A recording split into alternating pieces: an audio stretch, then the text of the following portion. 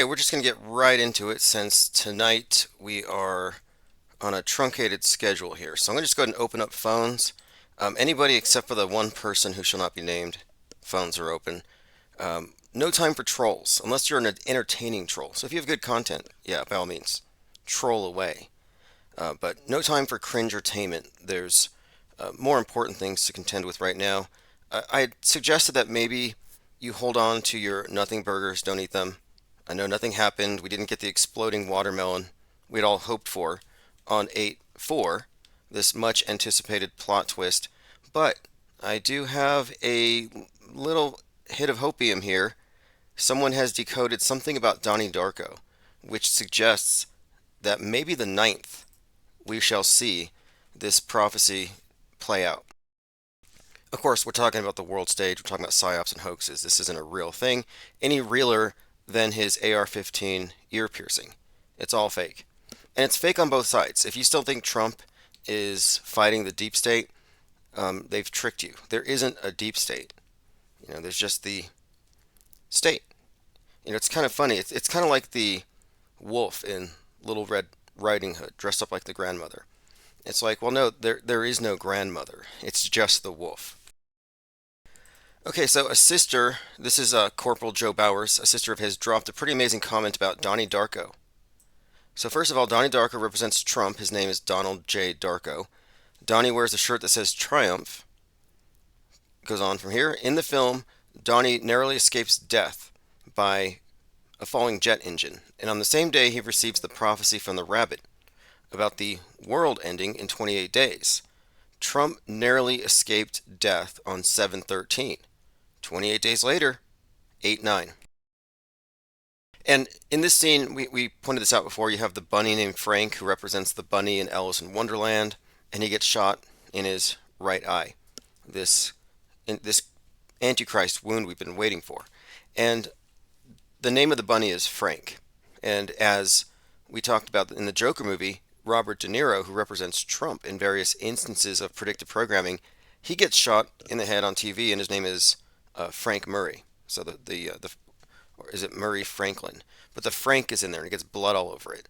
But anyway, so there's a suggestion here that 28 days, and it's the end of the world, is the prophecy. The world's going to end. And End of the World happens to be the name of that Trackdown episode we talked about recently. The predictive programming from 1958 that was analyzed by CNN.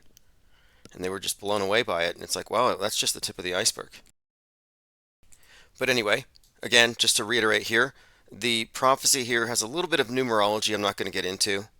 They kind of add into it. But it's also pointing out that the rabbit in this scene is standing on the golf course. And many of the predictive programming instances reference Trump's golf courses. Even that Iran video simulation of the drone hitting Trump, it's on the golf course. And then on the eclipse day, we had that earthquake, and they said MAG 4.8, like MAGA. 4884 has been one of these codes. But supposedly it was centered on Trump's golf course. So the golf course thing has some significance here. We'll see what else we have in the notes. This is just one tweet, but I just came across that and I thought, okay, look, hang on to your nothing burgers. We may have something here in about 3 more days. Not that I'm in the business of prophecy, but we have determined that there is a model at work. There is a prediction model you could make by looking at predictive programming as preparation for future fake news events. And we've been pretty accurate here on out. I mean, we were talking about Trump's head wound in the days leading up to the event. And we were displaying some of the best instances of predictive programming. And one of the instances that I kept on holding up there was the Atlantic cover, where it has Trump's ear clipped. I mean, that's specificity. So anyway, Donnie Darko, again, directed by the son of a NASA employee who worked on the Mars movie set where they simulate going to Mars, or they do it for real and they tell everybody it's... No, they do it for sim, but they say it's for reals. But anyway, the Viking mission was directed by the father of Donnie Darko's director. And Donnie Darko does not only have predictive programming for Donald Trump and this head wound, but it also has 9/11 stuff, it has COVID stuff, it has Pizzagate stuff. It's pretty in-depth. which is typical of a movie like this. This is like Leave the World Behind levels of predictive programming.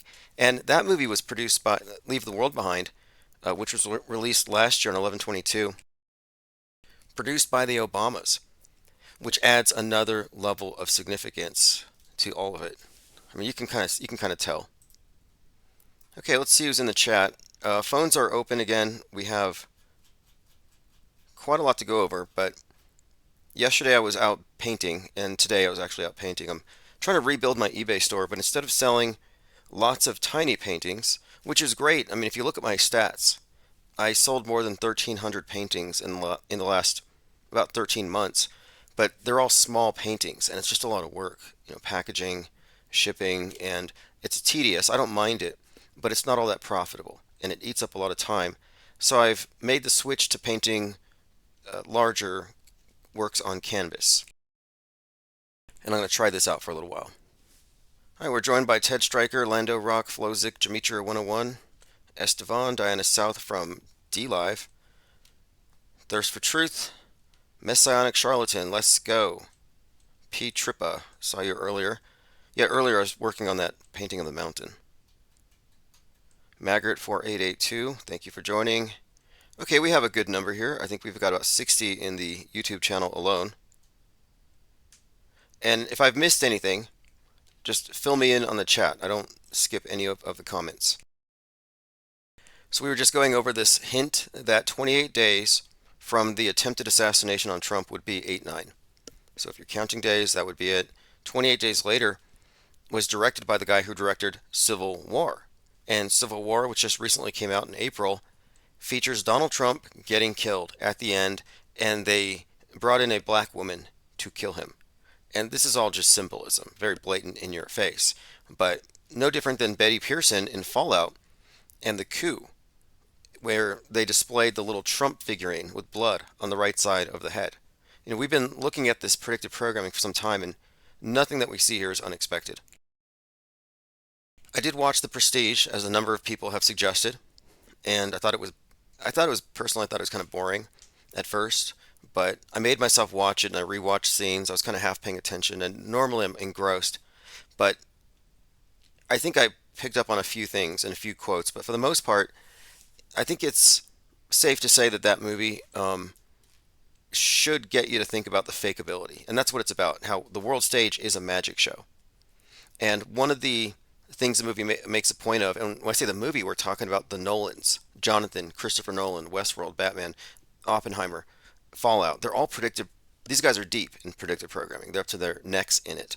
So if you hear any of these things, you can take these quotes out of these movies, and you can kind of get an idea of what they really think. That people want to believe. And I make the point that the world stage uses stage magic. And if you accept the screen as an authority, then you may as well just be sitting at a magic show in your seat, watching the magician. And since you're unable to discredit or debunk the trick from your seat, you're just defaulting to, oh, it's magic, which is ridiculous.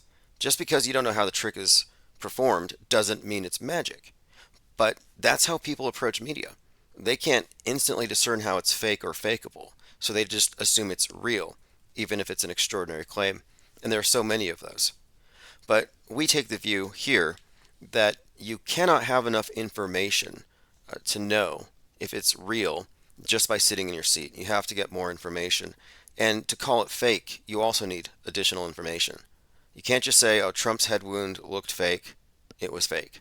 That's not good enough. You have to have an informed disbelief, because low information disbelief is just as bad as low information belief. And we're trying to become, or we have been, and we are, for the most part, the standard bearers for informed disbelievers. We're fomenting a culture of disbelief. Okay, we have an incoming phone call. And if hey, Tim, Hero Paranormal here. How you doing? Oh, who is this again? Hero Paranormal. How's it Hero going? Paranormal. Awesome. Thank you for calling. So, I've really, I'm really at a quandary. I think it's becoming obvious that there's a lot of predictive programming, that there's a lot of seeding, that it goes way back, and I guess I'm starting to follow some of the breadcrumbs, and I'm getting on board with the idea that, as you said, there's no grandma, it's just a wolf, and we're not necessarily dealing with factions of the government that are bipartisan. We're dealing with something more worldwide, right? Yes. Something much larger than that. The new And monotheism is, yes, it's big. It's monolithic. I use the word monolith for a reason. yeah, it really seems that way, with the Olympics and with uh, with all these things. I've gone to the extremes of, like, going to Barnes and Nobles and buying the Agenda 20, or all the different agendas from the United Nations as they come out, starting with Agenda 21. And, it was really hard to get these books like that. They would release them. And because I heard that you could get some of the spillover from, like, the Bilderberg meetings and stuff that they don't take notes on, and you can get some of the spillover, and they have to actually take notes in these UN meetings. And every time it seems that a lot of the things that we're seeing are in those books. And I guess my question is, okay, so I'm wrapping my head around the fact that it may be a worldwide scenario. And my question is, to what end? We had this recent, on Monday, we had this kind of economic pumping of the brakes or crash, and I watched all the typical talking heads on TV, and they were saying the typical stuff, oh, markets adjust and this and that and the other.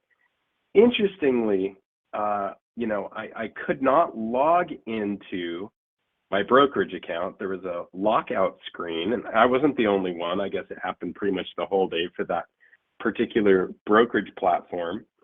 And then so I thought, oh, maybe I can get on the other end of this and purchase some Bitcoin since it's down. And they couldn't connect the bank to Coinbase, and it I basically got tired of just trying. And so I started to realize, like, maybe it really is a big grift. But my question is it a grift, or in your opinion, what's the end game scenario, or why Yeah, okay. why I got your question. yeah, you Um, you get me. I would say that the Illuminati pyramid is literally a pyramid scheme on every level, but both financial power, a monopoly on mind control. But I think what we're looking at here is a two-tiered society of insiders and outsiders who are left to hold the bag. So even though it's ultimately, in my view, an extension of previous mind control models, religions, this is the new religion. Like what I'm saying is mass media is the world state church. And even though it appears to be different denominations, different governments, it's ultimately one unifying worldview. So if you just replace worldview with religion, we have basically been assimilated into a singular worldview. And this was accomplished through major events like showing us the world, like the moon landing, like the advent of world destroying weapons of mass destruction like the nukes. So we're all on the same sheet. Things like 9/11 make that very clear that they've synchronized all of our minds with media, and our minds have been synchronized both by the news media and their coverage of these events, but also the preparation, the seeding of the ideas that uh, basically already get us to pre-accept the various narratives. So I'm thinking that we're just existing in a world that is an extension, but the next iteration, and it's a conglomeration. That this is the new world order, that it's unified, and it's pretty recent, this level of unity.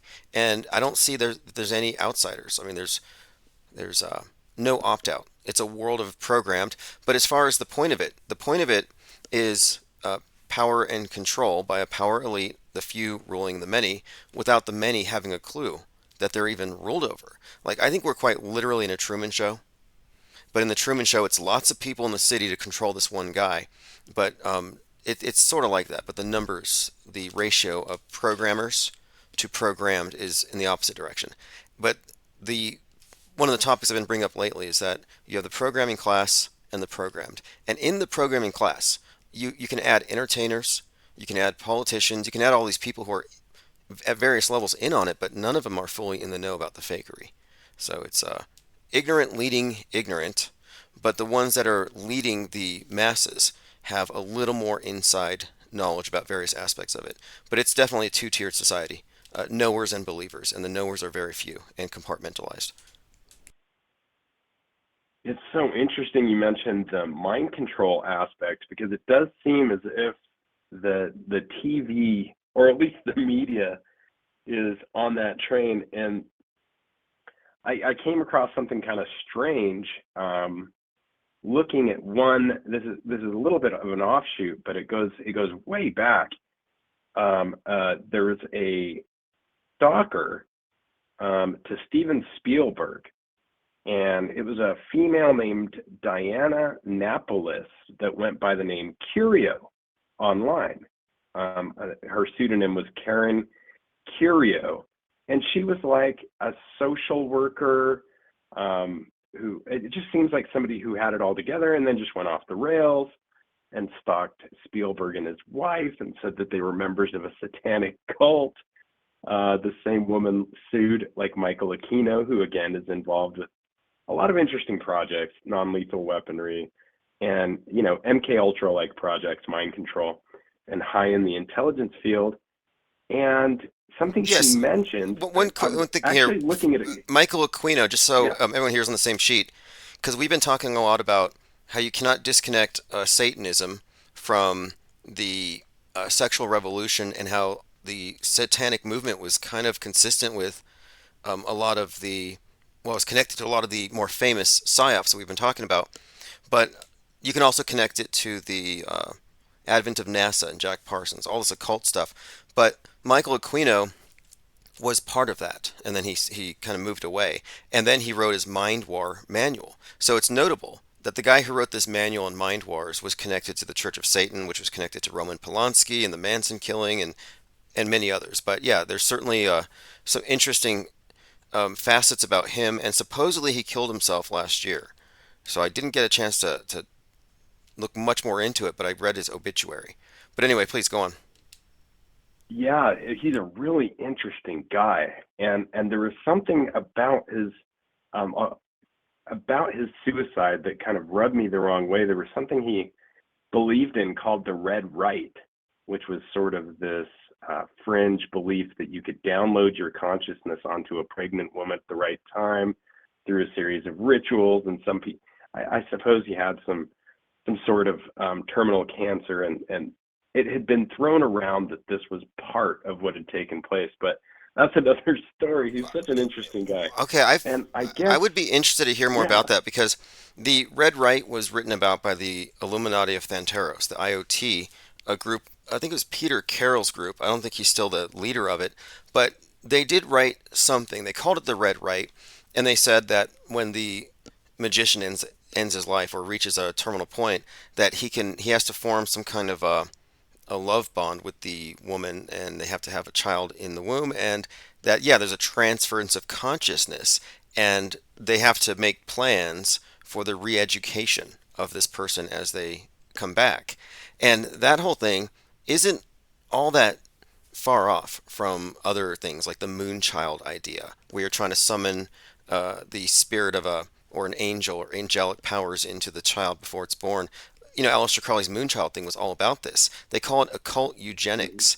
So the idea that Michael Aquinos would make some kind of grand exit like that in an attempt at immortality, it would be very on brand. yeah, and very very strange that he seemed to have less drama in his life at these later stages. He had kind of been accused of a lot of wild things throughout his life, and then as things settled down, I thought that too, that this would very much fall into line with all of the mystery that he was always a part of. And I mean, here you would think that Satanists are like way fringe. These are the outcasts that at the very least you would think you could rely on to go against the controlling class or this new world order. But they're very much, as you said, involved, and at the highest levels in some cases, like Michael Aquino, and the list goes on and on. There's people like the father of non-lethal weaponry, um, who was friends with him and also very high in intelligence circles. But Well, let me add one thing here because I had read yeah, some of the writings of his cohort, Anton LaVey, and their views were that the majority of mankind are sheep who need to be ruled over by a natural aristocracy, and they called themselves an alien elite, and they espouse elitism, and the high priest had made these statements about the perfect future, which he described as fascist, and that aesthetic terror would be used to rule over the lesser people, the normies, the sheeple. He's the one. I think he coined the term sheeple. But they had this ruthless philosophy. They had no respect for what they called zeros or average people, and they see themselves as an elite, and that it is their purview to rule over people by any means. And he even suggested that they offload the excess populations to the moon.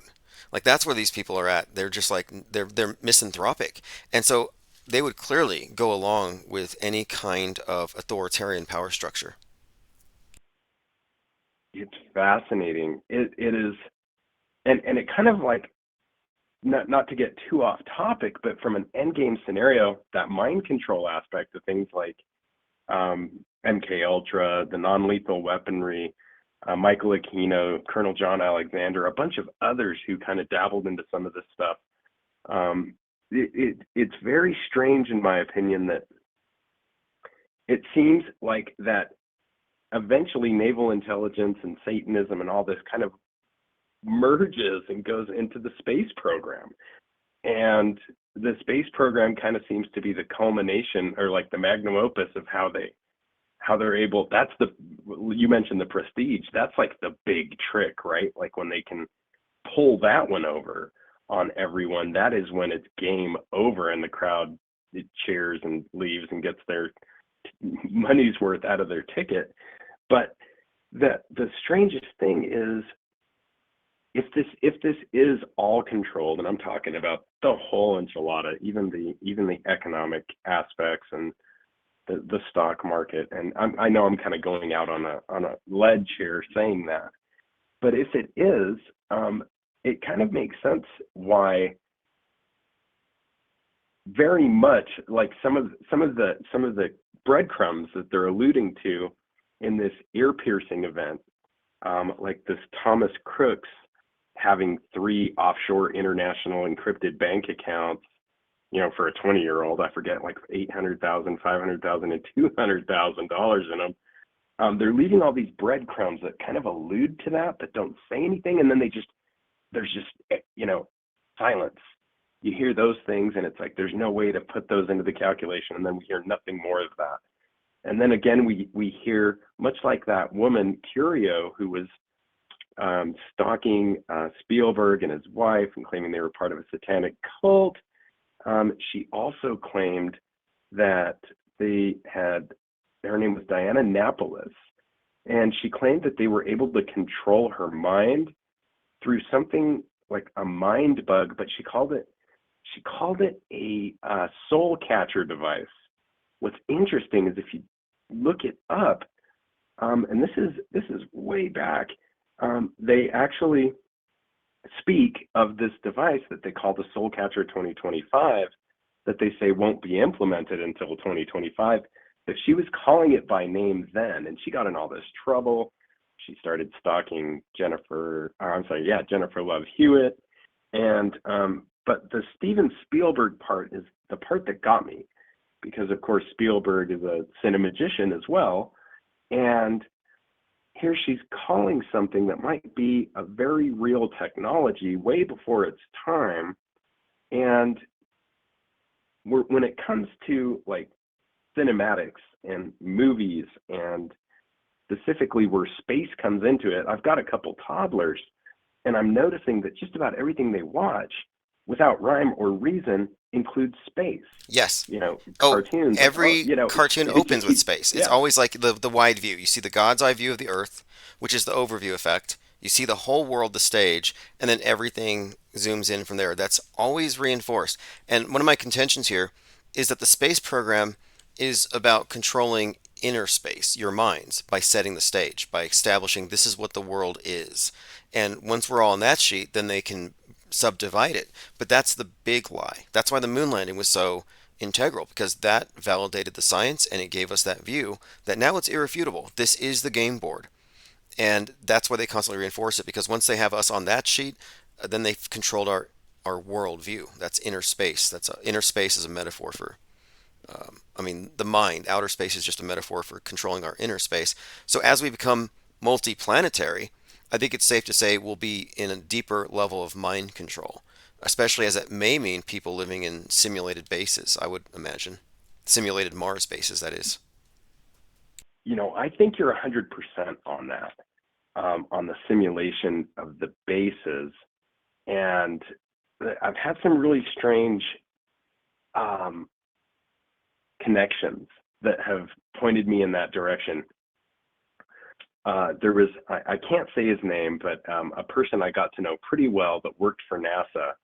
And he, with a quick Google search, you could find out who he is. He was the expert on what's called lava tubes, because before the big Elon Musk reveal, NASA was going to create these bases by sealing up these lava tubes that they were sure were on Mars. And of course, we have lava tubes here on Earth.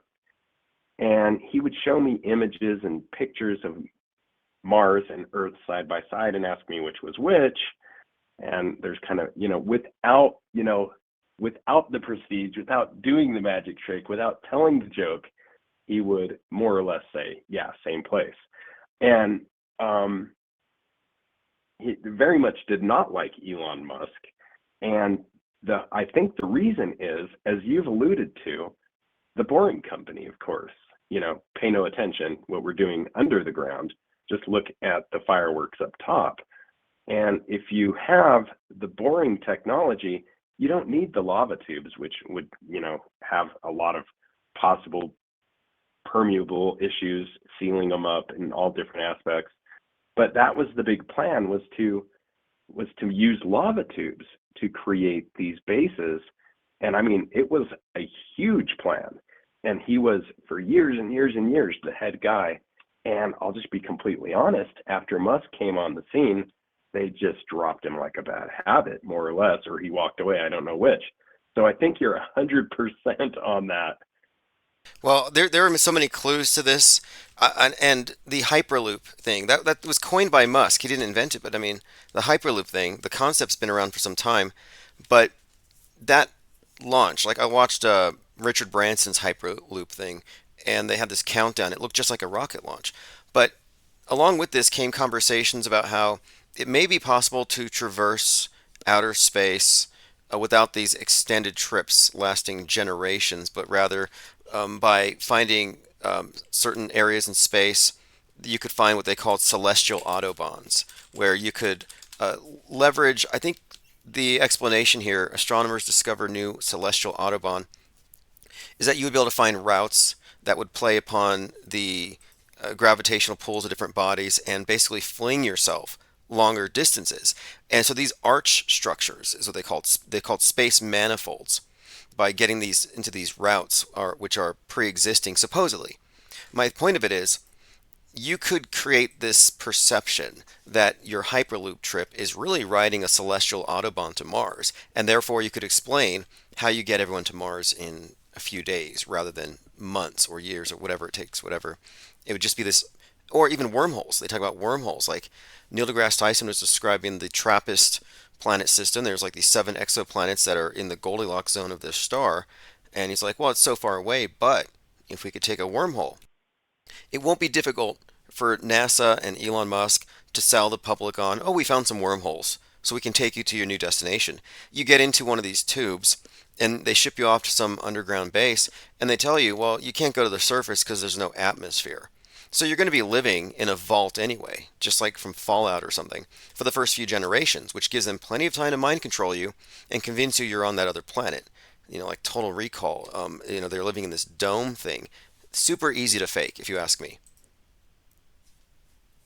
Yeah, it is. And the ultimate grift, because it's going to be the extreme, like the billionaires that are going to want to do this. It's the final frontier, and I really believe that, if there is this economic aspect that, they're laughing to themselves about. I think they're using. You brought up Neil deGrasse Tyson, which I absolutely used to despise, but I'm actually starting to like him because I think he doesn't know. I think he's just kind of a useful idiot that they're kind of, he's so magically enamored with all these theories and thoughts that they can utilize him Yes. to more or less sell what they've got going on. Yeah, he's a great example to use here of someone who's in the programming class, but it's super compartmentalized. So he's only at this one level where he probably doesn't know about any of the fakery. He might be entirely insulated, and they like it this way. And then further up, you have people who may be more in the know about fake space, who have some kind of security clearance, and they're given some explanations for why it's done. And I doubt that even the astronauts are given the real explanation for why they're faking space. It's all on a need to know basis. And that is what makes us kind of problematic, because we're pulling out of the program, but we're not being let in on the programming class's secrets by them, where they're able to spoon feed it and compartmentalize us. No, we're just trying to take it all and figure it out. And so we're not bound by security clearances, NDAs, blood oaths. This is like open source. We're open sourcing their deepest secrets of mass mind control. And so I'm interested to see where this goes and what kind of, um, I guess, immune system this thing has. But I think we've been deconstructing it pretty well, and I do think the future is mind control. Outer space travel is just deepening us into even deeper levels of Plato's cave. Now it's like we're going from the simulation only existing in our minds, but we're still in the real world, to where we'll be in a really controlled environment collectively, like vaults. Once humanity's moved into vaults, they could tell you you're anywhere. They have total control, and we're just about there. It's pretty close. Yeah, it's pretty close. It's hard to live without the Wi-Fi modem on. It's hard to live without power. It's hard to live without running water. And these are all tethers, right? It seems like we get so comfortable using the air conditioner, the heater, that hardly anybody has the skills that people had 100 years ago, where it was like they could just flip you the finger and go back to the farm and get to business. And this is a rarity. So is there an opt out? And if there's not, do you just like opt in and try to dive as deep as you can to figure it? My approach is, and this is kind of novel, I think, is to disengage, because it's a waste of bandwidth to worry about things that aren't real, and to get involved in the mind war, and to look at this from a more ivory tower academic off-world stage perspective, more like film critics throwing popcorn at the screen. And what we're doing, really, if you ask me, is we are correcting this philosophical crisis, at least for ourselves, that humanity is in, where they take what's on the screen literally. And to me, that media literalism is no different than religious fundamentalism and literalism, where you've accepted this authority over your own mind. And based on cheesy graphics, cheesy sci fi graphics, no less. But my point, my purpose here is to disengage and not be taking the reflexive anti positions, but to gather everyone who has a clear head here and then figure out what we're really looking at. And I think we're arriving at answers, as opposed to Trutherville, who are running circles around basically planted narratives that are meant to mislead them. And the key is understanding, in my view, the key is understanding how monolithic media is. And seeing through the space program is a key to that. And one more point, because someone in here, Tim Osman says, or you guys are wrong and it's real. Okay, let's say space is real, as they say, and the Earth is the ball, they say. That doesn't mean that what NASA has shown us is real. They're still hiding something, because that CGI ball is still CGI. So, anyway, anything else? Yeah, well, I think the CGI is huge because a lot of it is being proven, especially with this newer technology where you can run it through and see if it's artificially enhanced or generated or computer generated. And the vast majority of it unless it's low orbit stuff, is all showing that it's completely computer generated or enhanced by artificial intelligence. So, like you said, it's just these images just aren't. They're just not passing the sniff test whatsoever. Great stuff, Tim. Thanks so much. Yeah, Appreciate you. thanks for the call, Hero Paranormal. Call back anytime. All right, let's go ahead and continue. Great comments here, great content as far as these lava tubes. I had not heard about this, and he mentioned his friend in the lava tubes. And, the Boring Company, that would be Elon Musk's company, kind of ties Musk into Willy Wonka. Do you remember he was buying Gene Wilder's house? And he floated the idea of starting a candy company, and it was going to be part of the Boring Company. Well, the Boring Company is basically tunnel digging. And what did Willy Wonka do? He bored tunnels. He had this tunnel where you would go to Oompa Loompa Land and make candy. These little slaves making candy. And that's going to be you, or your kids, or your kids' kids when they go to Mars. You're just going to go through some tunnel with Willy Wonka Musk. That's where they're going to be sent, and they're going to be essentially making candy or farming potatoes for Musk.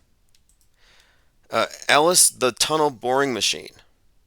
So this is what this is the one of the machines, but they call it Alice, and it's called TBM, tunnel boring machine.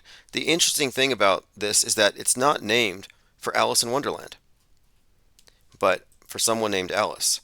But the whole theme here would suggest it'd be Alice in Wonderland, because we're talking about mind control and the underworld.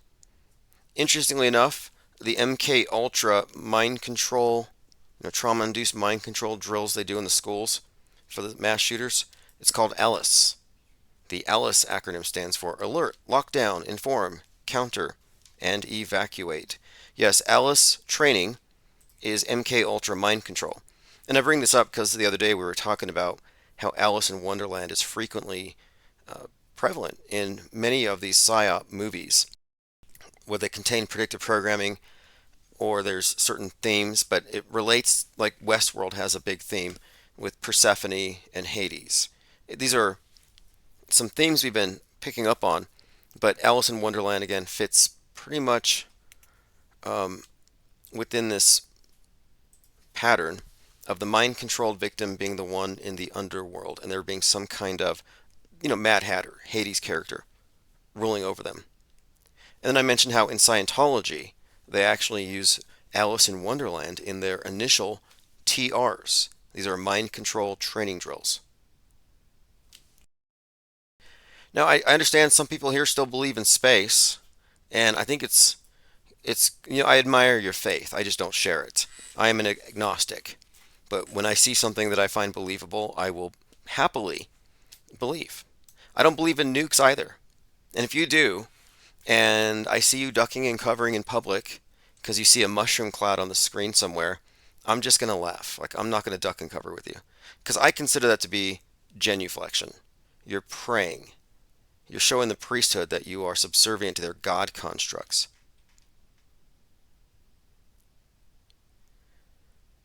Okay, I'm moving through your comments. And some people ask this question, and it's valid. What is the point? I think it's pretty clear. Power elite, a few, ruling over the many. And who wouldn't want to be there? Well, maybe you wouldn't, but there is a demographic. Maybe it's just pretty widespread, but a lot of people are ambitious and power hungry. And I don't think it's a who done it, who runs the world, find out who they are and hate them. That's misdirection. It's really a what is it? And you could be a part of it if you want it to be. I'm writing this ebook, and I've been working on it for some time. I need to just sit down and put stuff, but I keep on writing more. And one of the things I've been putting into this thing is the nature of the programming class. Because you have the vast majority of misinformed who are the programmed. You have the few of us who have stepped out, the deprogrammed. I realize there are still some programmed among us, which is fine. You believe in moon landings, that's fine. Some people believe in miracles still. But we're a skeptical bunch here. But the programmers aren't uniformly informed. There's only a very few at the top who would know everything. They'd have the whole gambit of fake shootings, fake space, fake terror attacks, celebrity psyops, and all these different aspects of the mind war, and a lot of it just looks like regular entertainment. But those in the know about the big picture would be few. And then you'd have various levels. You'd have the useful idiots, like the Neil deGrasse Tysons. You would have the crisis actors, who know very little. You'll have the politicians involved with the law enforcement agencies and the first responders who are working with these crisis actor driven DHS drills, where they're just doing mass casualty simulations and presenting it as real. Yeah, they're in the know about that aspect, but it's very compartmentalized. And that's what makes us, I think, uniquely problematic, is that we don't have these compartments. Like, we're looking at the fakery above and below. And there's a lot of truthers who are like, yeah, everything's fake in the news, but space is real. Well, if you're not deconstructing both equally because it's produced by the same monolithic media apparatus, then you're not fully out of the box. And just prove it. If you think it's true, just prove it. That's my thing. It's like, if you really believe something's true, prove it. I don't take CSAY. And CSAY is my word, the DHS stole it. CSAY is the visual equivalent of hearsay. Just because you see it doesn't mean you can proclaim it to be true, just like with hearsay. Well, after I coined the term CSAY, I even put it in Autohoaxology's lexicon. The DHS started this thing September 25th, CSAY Day. If you see something, say something. I mean, how ironic that the department that does the PSYOPs took the CSAY term that I used, which is used to debunk PSYOPs, and they made it into, if you see a terrorist, call us. That was a deliberate co-opt of one of our terms. Eddie F says, what is it? Then man has to be able to fake all this. No human can fake all this. That's the appeal to the divine fallacy. Like, I can't figure out how they did it, so it must be a higher power. I have to reject it. Same thing with the iPhone. Like, you can't figure out how they made it. Every single part, somewhere in there, it must be an alien technology. No, there are answers to these questions, even if you don't have them immediately in front of you. It's a magic show. I can't figure out how they did it, therefore it's magic. No, it doesn't work that way. Anything they can fake in the movies, they can fake on the news. If they can fake it on the news, people can be made to believe it. So the question, can humans fake all this? Yes. And you can't even posit that chupacabras did it, or gremlins, or demiurges, until you can provide photographic evidence of one of these. Show me the photo of the demiurge, or the AI computer that's manipulating the news, before you introduce that as a plausible theory. I'm just telling you, media is not divinely inspired, nor are any of the holy books in the way that they say. These things are written by man. The media is produced by man. That's the bottom line. But as long as you go into the idea or into the speculation that it's something higher than man, then you're not looking for the metascriptures. You're no longer looking at its architecture. You're mystifying it. That's why I'm such a critic of the synchromystic explanation of things, because the synchromystics are ruling out the culprits. It would be like saying, hacking computers is way too complex for man, therefore it must be gremlins. Well, then you're never going to catch any computer hackers. Tim Osman says, all you have is the hunch fallacy. I have a hunch it's fake. No, it's not a hunch. I have evidence that it's fake. We have tons of evidence. And visual literacy is kind of a requirement here. If you can't tell that something's fake, and it's becoming increasingly difficult, I admit it, but you are reality impaired. You are not given enough information from the screen alone to know that it's real either. You can't trust the screen. If you do, that's your faith. But that makes you a media fundamentalist, not a perceiver, but a believer. And the off-world stage perspective is not for believers. Like, you just won't get it. And you will assume that you have the moral and intellectual high ground because you believe the screen so hard. But I'm saying that's fallacious. It's the argument, the appeal to authority.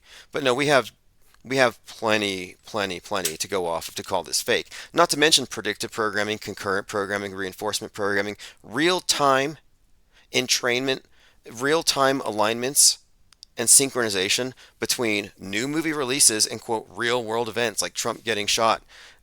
It's so voluminous that the burden of proof has been firmly shifted to your side. If you're a media advocate or if you're in the media, you have to sell me on your lies. I don't have to convince you that you're being lied to. We're way past that. You're being lied to. I'm not falling for any of it. Tim says, you never provide anything rhetoric. All you do is you thump the screen. It's like a Bible thumper, but you're thumping the screen. Big Brother says. That's not an argument. And the predictive programming has yet to be explained away, but what I've provided here with autohoaxology is a model. You don't have a model. And I'm not talking about the shape of the earth. Flat, round, that's a ridiculous question, ridiculous and pointless debate. But you don't have a model because you're in the model. You just take it literally. The worldview that you have is a model. It's optional. They say it's this size, it's heating up because of Republicans, mass shooters are real, mushroom clouds are real, dinosaurs are real. They superimpose hyperstitions. They augment your reality with all kinds of things that are not real, just like religions always have. And that worldview is false, and you can appreciate it separately as a worldview without taking it literally. And then you can believe what they say when they're not lying, but you can be reality oriented and objectivist, or you can be media oriented and subjectivist. And I'm an objectivist. I don't have enough reason to believe any of this stuff. I'd rather know. Knowers and seekers are better than believers and followers. We have a better operating system. But again, if you believe it, you just believe the state religion. Good for you. Go pray to your burning obelisks with your levitating priests, with their corny special effects. But the fact of it is, the believers far outnumber the skeptics. And truthers are not skeptics. They are deluding themselves. They're not skeptics. They're the knee-jerk, programmed anti-response to everything put forth by the mainstream. They're just the anti to the pro. And what I'm saying here is that the only rational perspective, because we can't trust the screen implicitly, the only rational perspective is to take the anti-pro. To be an off-world stager. Opt out, conscientious objection. No info war for me. Tim says it is easy to knee-jerk call everything fake from the mainstream. It is, and that's what truthers do. But what's not so easy is to recognize that the calling everything fake from the mainstream is also fallacious. And that's where you are. Truthers are the knee-jerk calling everything fake. There's nothing knee-jerk about skepticism. If you understand what skepticism is, in its original sense, we're talking piro, epiche, suspension of judgment. I'm not automatically calling it fake. I'm saying I need more information. I don't know. And if you claim you know, on what authority? Oh, the screen? Sorry, I reject your authority. I reject that authority and the authority you swear by. I think it's bunk. So when I'm looking at the news, anything, I'm rejecting the premise unless it's substantiated by facts. That makes me a skeptic, not a believer. So the auto-believers are the mainstream. The auto-disbelievers are the truthers. And what are we? Again, suspending judgment would make us skeptics. We are the only skeptical media. And the only objectivists. But you're welcome to try to debunk me or prove me wrong on anything. I would love it. Show me which fake event was real. Just throw us some links. We'd be interested to see. Tim says they launch rockets and satellites. We can see them. Okay, now when you say we, how many people are sitting behind that keyboard? Is it just you? I mean, who else is in the room with you? Are these other ISS witnesses in the room with you? You can say, I can see them, but like, well, when? Show me your evidence. There is no collective mind. We didn't land on the moon. We didn't win the Super Bowl. No, you're sitting on your couch. You weren't there. You are living in a simulation. You're living in a Truman Show.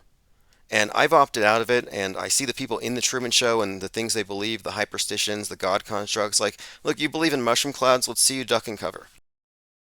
Let's see you pray to Big Brother's war god. Genuflect. Let me see you recycle. That's basically confession.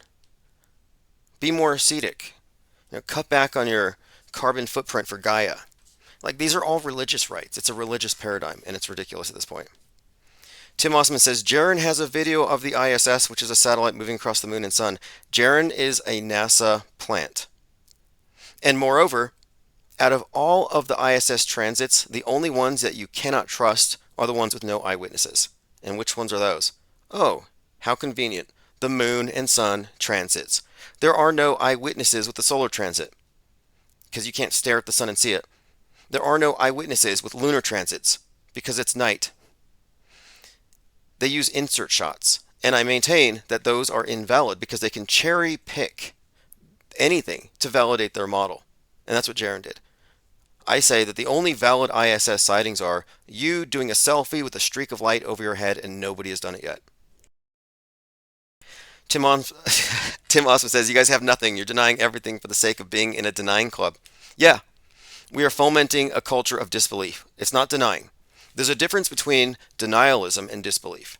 Denialism is rejecting facts. Disbelief is not believing something that's been asserted with no facts behind it. Like, are you a denialist of every God you don't believe in or every explanation you don't believe in? Maybe not. For example, am I a climate change denialist? Well, no. First, prove to me climate change. Am I a chemtrail denialist? No. Prove to me chemtrails. The burden of proof's not on me. And you are speaking as a media advocate. You're saying, no, the media provides a burden of proof. You have to debunk it.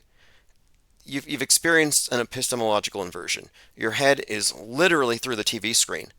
You're in their worldview, and that's fine. Stay in their bunker. I'm not trying to pull people out of the bunker. What we're doing here is we are highlighting that there is a bunker, and that MSM Plus and Woketown are subsets of the mainstream mind control. So you go into your little corner and you think you're fighting the info war and you're more informed. No, you're more misinformed. You have more ammunition, but it's for the info war. It's all controlled. Hero Paranormal says, to the troll believer, if you believe, what does Space Force do? Space Force has taken control of all military satellites, which just reinforces what we've been saying. Consolidation of worldview. It's a military operation. You wouldn't think that. You're watching Seinfeld, reruns, you're watching comedy. You wouldn't think that's a military operation, but yes. Humanity has been conquered a long time ago. We do live in the village. If you haven't seen the village, where the elders dress up as monsters and prance around in the woods to keep anybody from leaving, and they don't know that it's the 20th century because they've been held back, because they've been put into this idealized world and a benevolent dictatorship in the middle of nowhere. That's where we are. We are in a Truman Show. And please, again, I'm open. I'm a skeptic. And I'm not making any claims that I can't back up. Yeah, well, here's the thing. Just to define terms. Normieville is the worldview you have if you accept everything on the screen. And that's everybody, except for us, basically. Normieville. But if you realize, okay, this is not enough. They're not telling us everything. You choose sides. Depending on your political predilection, if you lean right, you end up in Trutherville. And you adopt all these beliefs and orthodoxies. If you go left, you go to Woketown. And you adopt certain beliefs and orthodoxies. And these are diametrically opposed, mutually exclusive categories, and it's designed this way. It's designed as like a steam valve. So the people who know they're being programmed are able to figure out more in order to find a satisfying explanation. And both of these areas, both Woketown and Trutherville, are still in Normieville. Like they're subsets. They don't exist outside of the mainstream box. That's why Trutherville never calls fakery out. He's not a troll, but the person in here is 100% a truther. But he thinks all the events are real. He probably thinks that that fireman by Trump got shot. And that's because they're not willing to include in their assessment of media the fact, this is not speculation, the fact that media is enhanced with special effects, perception management, the most cutting edge propaganda techniques and marketing techniques ever devised. Netflix has read all of your Facebook direct messages and has examined all of your browser histories. It is not a secret that the founder first CEO of Netflix is a relative of Edward Bernays, Sigmund Freud. I mean, think about it. Mass mind control through propaganda, perception management, influencing cultures and trends, doing it all subconsciously without your permission. Total worldview control, a monopoly on worldview, bigger than any religion, supplanted and replaced all the religions to where, yeah, let the religious people squabble over their gods and their versions of heaven, but they all believe in outer space. Even places that have traditionally recognized the symbol of the obelisk for what it is, throw rocks at it, burn obelisks, like Iran. Well, they have a space program now, and they all hail the burning obelisk that goes up into fake space. And it's even worse than just being fake, because it's a new iteration of something much older. The space agencies, you could consider them to be mystery schools. And there are a number of ways we could explain um, how the new age world, I call it NASAtology, is really just a science fictionized version of Mystery Babylon. And it's not just Jack Parsons and L. Ron Hubbard. You can look back at the Russian rocket pioneers and cosmism. And then you got to look out also at Red Star and how space communism has always been the goal. And space communism, of course, and cosmism go together. And this is a utopian plan for these totally mind controlled closed systems. Ollie Goering says, I'm beginning to see that glurfs and flurfs don't exist. They are believers. Yeah, flat earth believers. If you believe in a flat earth model, you're a believer. You have an alternate worldview, but you are still operating under the same delusions that the glurfs are. You haven't tested your model. You've just accepted a different authority. And it's not a coincidence that the people who accept the globe model reference the TV. The people who go for the flat earth model reference the Bible. This is the religion versus science false dichotomy they established. That's why the debate is useless. I see these flat earth, globe earth debates, and it's like you're going to debate someone who's going to cite the Bible. Like you wouldn't bring the Bible to a debate about climate change. What does it have to do with geography? So we're talking about worldview anyway. And one more point. There's nothing that Starlink satellites do that wasn't already being done by Loon X. And I'm willing to bet, I don't know how we would prove this, but I'm willing to bet that Loon X never really went out of service. It just got rebranded as Starlink. Okay, continuing. Dwayne Arbith says, one does not simply climb into the raft. Yeah, that's true too. You can try and reach the raft, and if you end up submerged in the sea of irrelevance, we're not going to throw out a life preserver. Because what we don't want to do is we don't want to break our quarantine. And right now we are quarantined. And if that frightens the media true believers, it should. Because what we represent is the potential for a large paradigm shock to the system. And it's only going to be productive because either we're going to be vindicated or the lies will be proven to be truths. And we'll say, okay, well, we were wrong. Sorry we doubted you, big brother. Okay, joined by Fuzzy Frankenbeans. Thank you for joining. We are kind of glossing over a lot of things right now. I know there's a lot going on in the world. In fact, what we're seeing right now in the UK is something I had expected to happen here first. We talked about the Donnie Darko dates. Oh, here's something. The caller made me think of this. So, Nicolas Maduro claims that Javier Milei and Elon Musk are part of a satanic cult, and he links them to the occult forces behind Hitler. Let me play this clip, and I just want to point out he's really not wrong. I mean, didn't a Nazi write a book called Mars, A Technical Tale about an Elon colonizing Mars?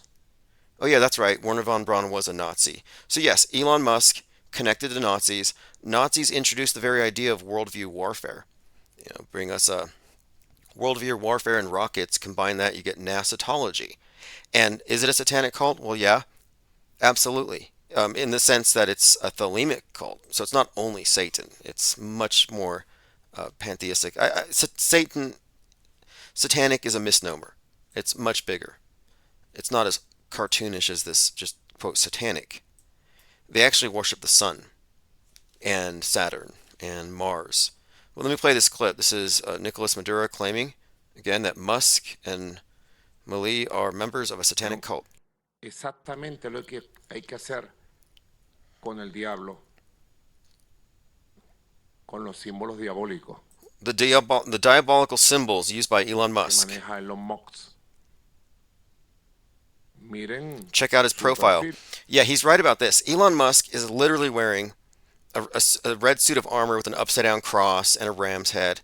Oh, it's not satanic. Well, that's just scratching the surface. It really is scratching the surface. But again, satanic doesn't quite explain it. It goes much deeper than that simplistic view. But to say that, I mean, it's kind of ironic because here he is saying we have to defend Christianity, and he's wearing the Devil's Champion. That's what the suit of armor he wears is called the Devil's Champion. He got it at some Halloween store in New York. I think it's called Abracadabra, which, if you read Crowley, abracadabra is the word of the new aeon. It means I create as I speak. So it's a very significant term there. But also, Elon Musk and his association with Mars has a lot to do with the red suit of armor symbolism as represented on the Emperor Tarot card.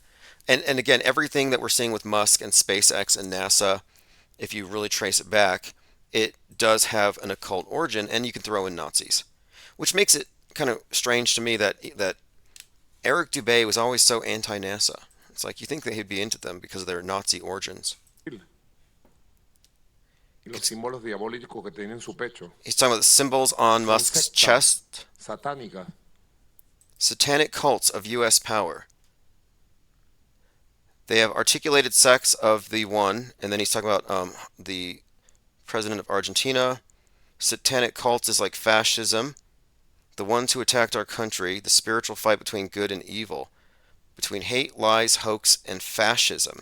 Now, this is interesting, what he's saying here, because I was just talking about how the Satanic Church espoused fascism as the ideal. He says, you guys know the occultism behind Hitler, which is true, there's that. Bien y el mal. Entre el odio, la mentira, el engaño. Anyway, the Twitter account is crazy ass moments in Latin American politics, but he's making a lot of sense to me. Does anybody here disagree with him? But as far as calling it satanic, like Candace Owens, that's oversimplistic. The truth of it is, uh, Buzz Aldrin, the first thing he did when he got out of the Luna module is he poured himself a chalice full of wine and had some bread, and he did the Holy Communion on the moon, a Catholic rite. But if you dig into Crowley, this is why I say Satanism's a misnomer. One of their primary rituals is called the Gnostic Catholic Mass. And the witches, the Wiccans, do a variant of this anyway. They call it the Great Rite. It's all the same thing. Yeah, the world is run by witches and warlocks and such. By the way, the caller mentioned the Temple of Set's founder, Michael Aquinos. The fifth degree Satanist is the Maga. Yep, you make it that high. Okay, I'm catching up on comments to see if I've missed anything. Ryler, you're with them? Good, me too. Eddie F says, I'm tired of this satanic nonsense. I don't believe in the devil. Yet you shouldn't. You shouldn't. It's too simplistic anyway. The idea that they're the devil and we're the good guy. When you really look at it, the entire religion is, we're talking about their entire paradigm, doesn't break it into this artificial division. Not at all. I almost agree with Dave J. says, Dwayne R. Bith, he says, all wars might actually be staged. Always ask for evidence. I mean, have you personally experienced it? Do you know anybody who has? Like when I was in the military, I heard people saying that they did certain things and I later find out they lied. I've met people who should have been charged with stolen valor because people lie. That's a disappointing fact, but a lot of people lie for status, for clicks. It's just human nature. Elephant Musk. Oh yeah, Elephant Tusks is remarking about Musk's trans son calls him out on being fake. Yeah, there's some beef there, and I was trying to find a source for this before I spread this because it might just be a rumor. But I saw something where Grimes had apparently said that space is fake. Here it is. This is his daughter. You are not saving the planet. You do not give an F about climate change. You're lying about multiplanetary civilization as both an excuse and because you want to seem like the CEO from Ready Player One. So has anybody compared Elon Musk to Ready Player One CEO? I'm gonna have to check this out. I had no idea that there might be some correlation here. I'll look into that later. But we're looking at his child's rant on Twitter. Goes on to say, I would mention the birth rate stuff, but I'm not touching that weird 14 words breeder shit from people. Okay, the 14 words is the Hitler thing, and that's probably the explanation about how the children have to be the future, and this is why the right wingers are always talking about having babies. You know, JD Vance is like, if you don't have kids, you shouldn't vote. You single-handedly disillusioned me with how gullible we are as a species. Somehow people keep believing you for reasons that continue to evade me. So that's his own child saying that he's deceived the world. And then there's a comment here where someone said, I knew it, space is fake. And Grimes says, so fake. And Grimes would know. Do you remember Grimes was talking about how AI could fix communism? We're talking about space communism.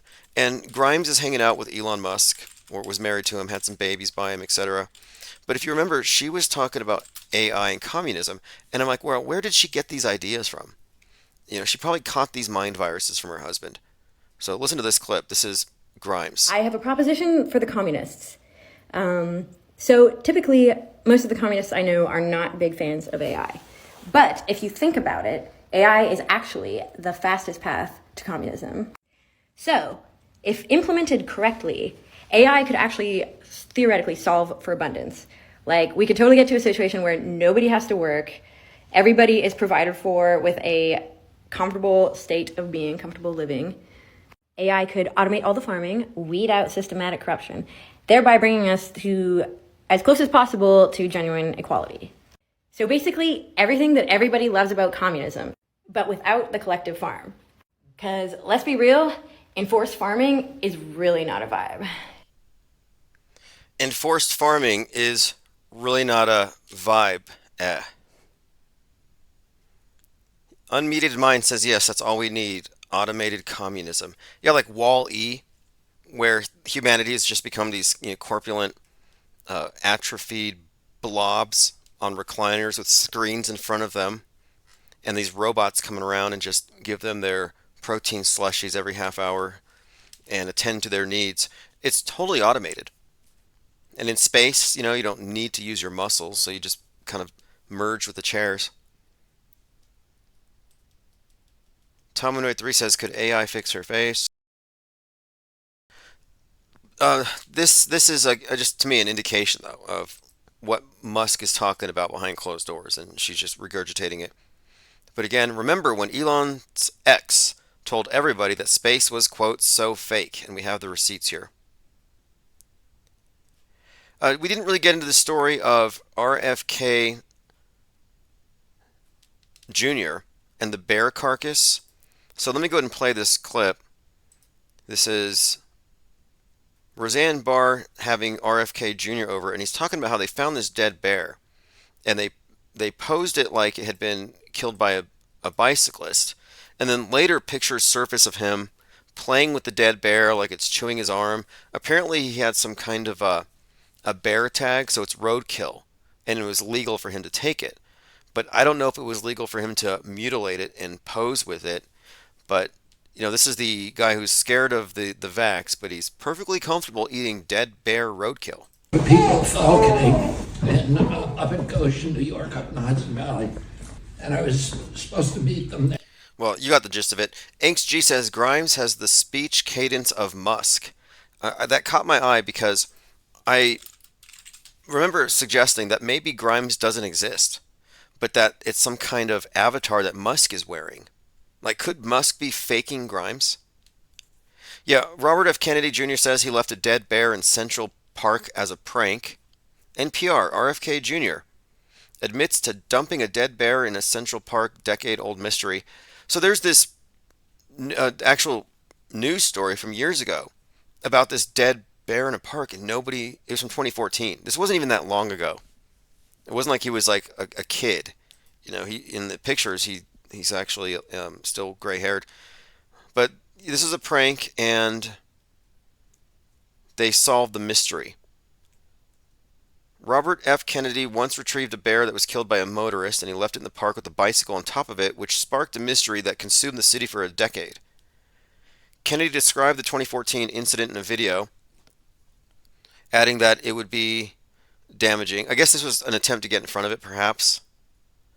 But recently also it mentions that he acknowledged that he has brains in his worm, a brain parasite, and then there's a picture of him with a barbecued dog, and he denied eating the dog after the friend shared a photo with it.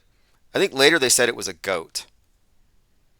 In this video, he recounts the story to Roseanne Barr. He said he was on a falconry excursion when someone hit the bear. So he intended to eat it and skin it, but the day got away with him.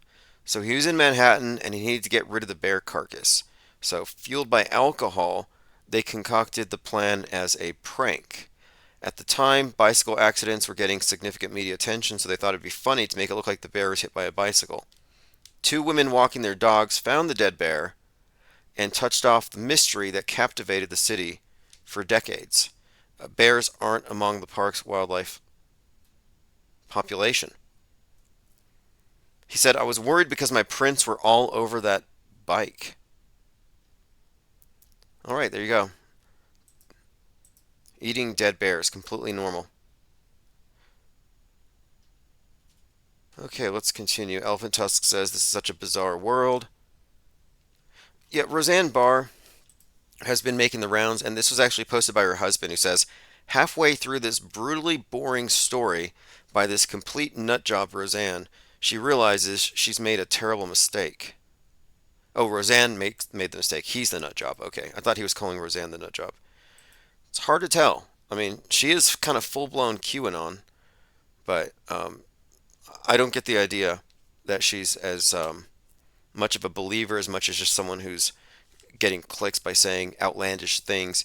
But let me go ahead and play a few more seconds so you can hear RFK explaining it in his own words. Be amusing for whoever found it or something.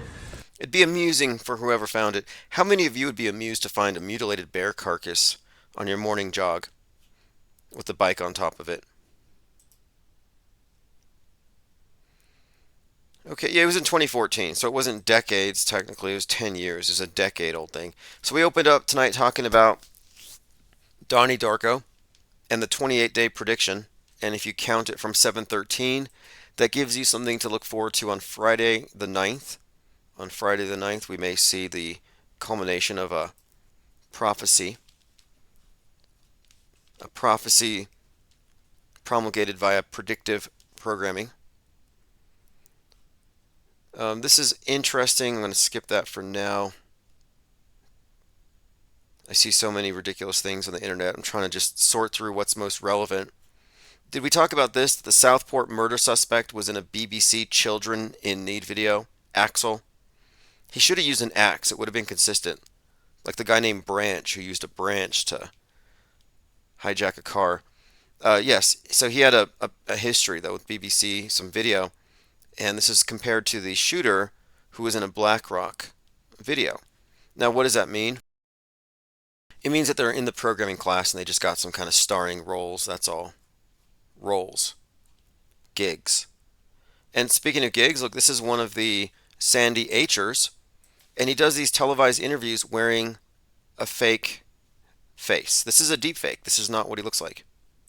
It's kind of unusual that you'd go on TV to show off your disguise, so now nobody can catch you.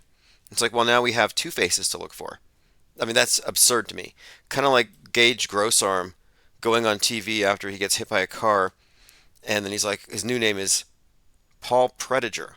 It's like, oh, Paul Prediger, formerly known as Gage Grosskreutz. It's like, wait, you went undercover, you ditched your old name, Gage Grosskreutz, because it's so ridiculously searchable, and then you find another name that is even more unique and easy to find, Paul Prediger. But, good job staying undercover with your witness protection by going on TV. 9 years ago, the mainstream media said in the name of climate change, they were developing a 1 trillion watt laser to fire from the sky and manipulate the weather. This was on CBS 9 years ago, Michio Kaku. Let's go and play this short clip. Climate change yesterday, and now we're learning that scientists and researchers are looking at how to change the weather on purpose. That's right. Lasers now could one day manipulate rain and lightning. CBS This Morning contributor Michio Kaku is a physics professor at City College of New York. Professor, nice to see you. Extraordinary seeing Al Gore and Bill Clinton there together with Charlie, wasn't it? That's right, yeah. Yeah, they did not get into this discussion. Yeah, now Al Gore and company, they're there to get you to accept that we need to lock down as a species to save Gaia. Al Gore wants you to be agoraphobic, and I say you should maintain a healthy level of algoraphobia, not agoraphobia. Go outside, touch grass. Don't worry about your carbon footprint because it's fake. And these stories are also fake. There is no geoengineering that can alter the weather. That's a lie they sell to the right wing since they don't buy into the left wing lie of climate change. So it's just another example of the bifurcated war, making sure they get both sides to accept some kind of belief. And here we are, like I said before, specifically quarantining a group of non-believers. And, I'm at the point where if my non-belief offends somebody, then it's just, they should actually thank me. Because it gives them a chance to strengthen their faith. Really double down on it. And maybe find out if they've accepted some faulty premise. Anyway, thank you for joining. We will continue this tomorrow when we have more time. Thanks to Hero Paranormal for calling, and we'll see you all then. I'm going to also send out archives via the newsletter, so I'll put a link below. This is Shill Scanner, full red pill.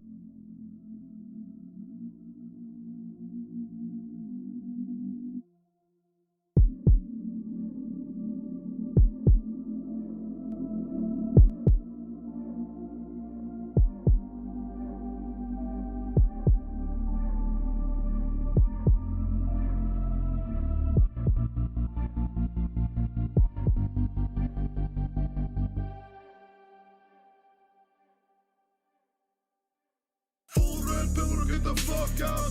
Rich one motherfuckers roll out. Keep your pics up so all the globies can see we're in a motherfucking cold prison 32 degree. What the fuck is wrong with society? And why am I such an anomaly? Everybody lives in idiocracy. Force fed these deceptive theories exploiting the innocent youth. Why do we believe these lies that are presented to us as truth? Pseudoscientific nonsense. And in this universe of expanding bullshit, other worlds don't exist. We are trapped on this plane of existence. Flat this game of risk, checkerboard, conductive sectors. 33 slices of the pipe within the vectors. Beehive colony, you collect the nectar. Earth broke down, man, someone called a record. I can tell you about some things that gonna blow your mind. Everything that you've been taught throughout your life's a lie. Indoctrinated to regret your perception just to believe a school lesson so you can pass to the next one. Brainwash so you trust the authority. They want you to think you're the minority. Don't stoke the flame superiority. They'll come to see the majority.